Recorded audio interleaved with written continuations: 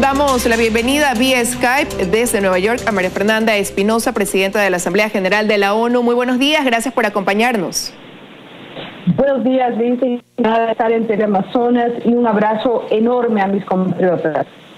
Gracias. Tras 4 meses de haber asumido la presidencia, como decíamos, de la Asamblea General de la ONU, ¿cuál podría ser el balance hasta ahora del trabajo desempeñado ya desde este cargo?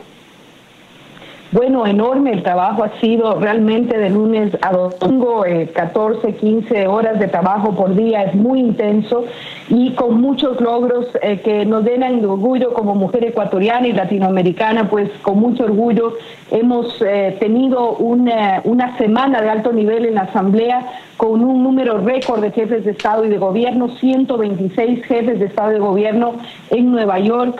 Hemos adoptado el Pacto Global de las Migraciones en Marrakech, el Pacto Global de los Refugiados. Hemos avanzado y adoptado el pacto, la Declaración Universal de los Campesinos. Hemos avanzado en el plan de trabajo que permite implementar el Acuerdo de París en materia de cambio climático. Eso se hizo en la última conferencia de las partes en Polonia.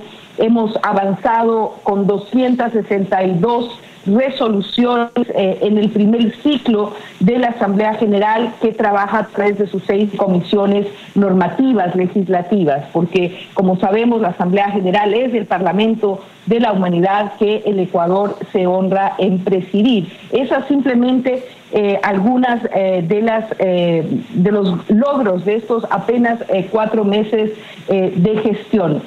Como digo, pues también muchas invitaciones a presidir conferencias, reuniones, a visitas bilaterales. He tenido reuniones hasta ahora, diría que casi con una 50 o quizá más jefes de Estado y de Gobierno para hablar y discutir de la situación mundial, temas de paz y seguridad, temas de derechos humanos, temas de los retos para el desarrollo sostenible.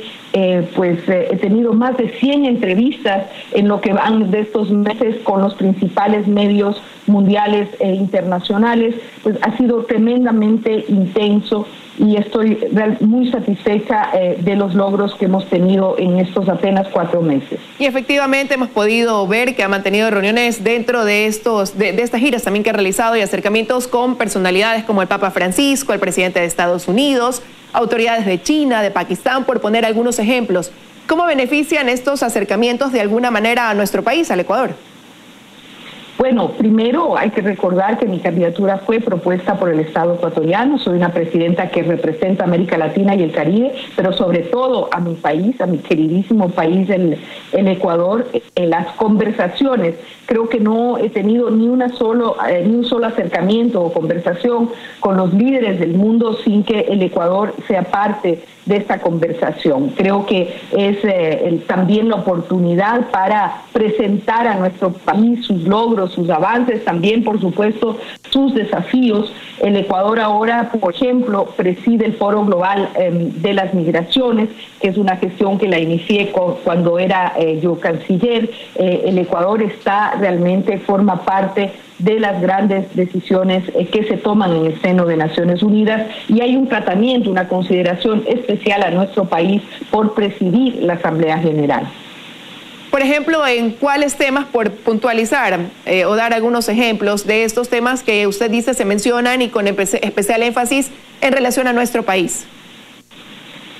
Está en el tema de cambio climático, los aportes que ha hecho en estos años el Ecuador a la agenda mundial de cambio climático, los avances que tiene nuestro país en esa materia. En materia migratoria es un reconocimiento al Ecuador, su presidencia del Foro Global de las Migraciones, nuestra política en materia migratoria. En materia de refugio, el Ecuador es un ejemplo en políticas en materia de refugio. El gran debate en este momento en materia de cambio climático, pero en el cumplimiento de la Agenda 2030 para el desarrollo sostenible, es la gran necesidad de financiamiento para los países, sobre todo para los países del desarrollo. Pues he tenido diálogos de esta misma semana con el director ejecutivo del Fondo Verde Climático, con los grandes organismos financieros multilaterales, para plantear las necesidades que no solo el Ecuador, pero los países en desarrollo tienen para enfrentar los grandes retos del desarrollo sostenible, como el combate a la pobreza, las desigualdades, como la necesidad de una reconversión tecnológica a tecnologías limpias, la necesidad de transferencia de tecnología. Pues todas estas acciones redundan en beneficio directo de nuestro país. Ahora, usted dentro de todos los puntos me ha mencionado el tema de la migración, y precisamente uno de los ejes para este 2019 tiene que ver con una migración segura, ordenada y regular. La ONU estima que 3 millones de venezolanos migraron en los últimos años y prevé que en este 2019 2 millones más lo hagan, es decir, 5 millones de venezolanos que se convierten en migrantes y refugiados. En ese sentido, ¿cómo enfocan o enfocarán su trabajo en relación a este problema de migración que atraviesa Venezuela? Bueno, el tema de la migración es un problema mundial. En el mundo existen cerca de más de 270 millones de migrantes, de personas que están en movimiento alrededor del mundo. Precisamente por eso las Naciones Unidas adoptó en Marrakech y luego endosó en la Asamblea General el Pacto Global por una migración segura, ordenada y regular, precisamente para generar un marco de referencia, un menú de políticas, 23 políticas que recomiendan a los países implementar para lograr que la migración sea vista pues con plena garantía de derechos para las personas en movilidad humana. Esa es la respuesta de la ONU, y luego pues respuestas específicas a casos particulares y específicos, como el caso venezolano en nuestra región, pero por ejemplo como las grandes migraciones en la zona del Sahel, en el norte de África, como el gran flujo migratorio en las zonas de conflicto en Siria, en Yemen, que son fenómenos que pues importan a la humanidad entera. El rol de las Naciones Unidas es un rol regulador, de recomendación de políticas, de acompañamiento a los estados para que implementen sus marcos y mejoren sus marcos regulatorios nacionales. Si bien, como usted dice, la migración es un problema a nivel mundial, ahondo en el tema de Venezuela porque tiene una implicación directa con nuestro país, y precisamente pues a raíz de un crimen suscitado en Ibarra, donde lamentablemente una mujer ecuatoriana falleció en manos de su pareja, que era un ciudadano de nacionalidad venezolana. Para regular en cierto sentido quién ingresa, pese a que Ecuador pues ha abierto sus brazos para recibir a los migrantes venezolanos, se deciden tomar ciertas acciones. ¿Cómo evalúa usted la decisión del gobierno ecuatoriano de pedir el pasado judicial apostillado? Yo creo que es muy importante, no solamente en el caso ecuatoriano, Liz, pero en el caso del mundo entero, que se respeten los marcos legales nacionales, las constituciones nacionales, y que también pues se cumpla con lo que establecen los instrumentos internacionales en materia migratoria y de refugio.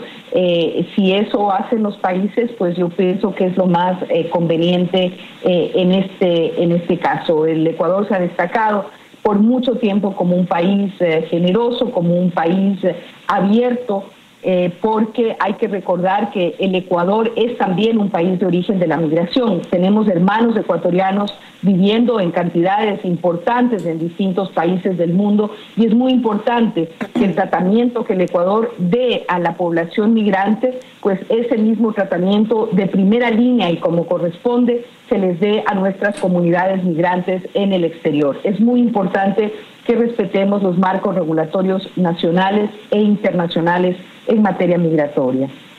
Y dentro de esa importancia de respetar los marcos nacionales e internacionales, ¿comparte usted la postura que ha adoptado el gobierno ecuatoriano de reconocer a Juan Guaidó, presidente interino de Venezuela, como primer mandatario, desconociendo así a Nicolás Maduro? En mi calidad de presidenta de la Asamblea General de la ONU, Liz, verdaderamente yo tengo que representar de algún modo la voz y la opinión de 193 estados. Hay estados que han decidido reconocer a un presidente, hay otros estados que han decidido reconocer a otro presidente, y el rol de la presidenta de la Asamblea General precisamente es escuchar la voz y la posición diversa de sus estados miembros. Mi posición particular aquí realmente no es relevante. Lo importante es que las Naciones Unidas ha hecho un llamado a todas las partes a buscar una solución pacífica y política a la crisis venezolana. Yo creo que eso es lo importante, cuidar el bienestar y la paz del pueblo venezolano. Así se ha expresado el secretario general de Naciones Unidas, así lo ha hecho las Naciones Unidas. Una solución a través del diálogo, de los medios pacíficos, que logre la paz duradera para el pueblo venezolano. Esa es la posición de las Naciones Unidas y evidentemente pues cualquier argumento tiene que venir de la expresión y de la decisión de 193 Estados miembros de las Naciones Unidas. Esa es la posición, obviamente, como presidenta de la Asamblea General de las Naciones Unidas, pero sí como María Fernanda Espinosa, como una persona que formó parte del gobierno anterior, que apoyaba totalmente este tipo de régimen socialista, que tenía una cercanía directa con Hugo Chávez, que se mostraba también a favor de Nicolás Maduro. ¿Cuál sería su opinión ahora que el gobierno de Lenín Moreno decide desconocerlo? Lo que hasta hace poco pues no sucedía. Incluso recuerdo cuando se retiró la invitación para la Cumbre de las Américas, el Ecuador tenía una postura de no injerencia, de respetar, pero eso ha dado un giro y ahora se desconoce a ese gobierno reconociéndole a Juan Guaidó. ¿Cuál sería ya su postura, digo, como María Fernanda Espinosa, como ecuatoriana, fuera del cargo de la presidencia de la Asamblea General de la ONU? Bueno, realmente, Liz, francamente, yo no me puedo expresar a título personal porque ostento un cargo y mi cargo es el de presidenta de la Asamblea General de la ONU. Soy una persona que representa el deseo y las posiciones de 193 estados. Yo creo que mi posición aquí, ni siquiera personal, han sido posiciones del gobierno ecuatoriano. He sido canciller en 2 ocasiones con 2 gobiernos distintos y las posiciones que emite una cancillería son posiciones del Estado, del gobierno nacional y por lo general pues son posiciones que son discutidas y acordadas con las autoridades de ese gobierno. Por lo tanto, en mi actual posición, la posición de la ONU es la que he compartido con ustedes. Y nuevamente, pues, el llamado que ha hecho las Naciones Unidas a una solución pacífica, a un diálogo constructivo y a devolver la paz al pueblo venezolano. ¿Podría darse el caso de que en algún momento la voz de esos 193 países, estados que forman parte, tengan un punto a lo mejor de no concordancia? Ahora están a favor de un diálogo. Efectivamente tenemos conocimiento de que el secretario de la ONU está propendiendo a reunirse con México y Uruguay, países que han propuesto que se lleve este diálogo entre los dos presidentes, por llamarlo de alguna manera hoy, de Venezuela. Pero ¿qué pasa si se necesita de una voz dirimente? Porque en algún momento adoptan una postura, unos a favor, otros en contra. ¿Le tocaría a usted quizás resolver esa postura y que lleve a unificar una sola voz ahí sobre cuál va a ser la actuación de la ONU frente a lo que vive Venezuela? Bueno, la agenda de las Naciones Unidas, la agenda de la Asamblea General, de ese gran cuerpo legislativo, depende también de la decisión de los estados, si los estados desean o no llevar la discusión y el tema de la situación venezolana a la Asamblea General. Pero esa decisión no la tomo yo, esa decisión la toman los estados miembros y yo la tengo que acoger y procesar la decisión que así se ha tomado. Ahora, por otra parte, hace unos días el presidente interino de Venezuela, Juan Guaidó, exhortaba al alto comisionado de la ONU, a Michelle Bachelet, a que adelante su visita, pero sin embargo se ha dicho que primero se enviaría un equipo técnico. Por otro lado, repito, está esta intención de reunirse con estos dos países que han convocado a un diálogo entre Maduro y Guaidó. ¿Podría darse con este antecedente el quizás acceder a este pedido de que se adelanten las gestiones por parte de la ONU debido a la situación que hoy por hoy se vive? Aumenta el número de detenidos en Venezuela, incluso se habla de niños y adolescentes que estarían detenidos dentro de estas manifestaciones o expresión que hace el pueblo de Venezuela en las calles. ¿Podría, repito, llevar esto a que se adelante alguna toma de decisión o de actuación por parte de la ONU respondiendo a los pedidos que se hacen desde Venezuela? Bueno, hay que recordar que todo el aparato de Naciones Unidas está operando y trabajando en Venezuela.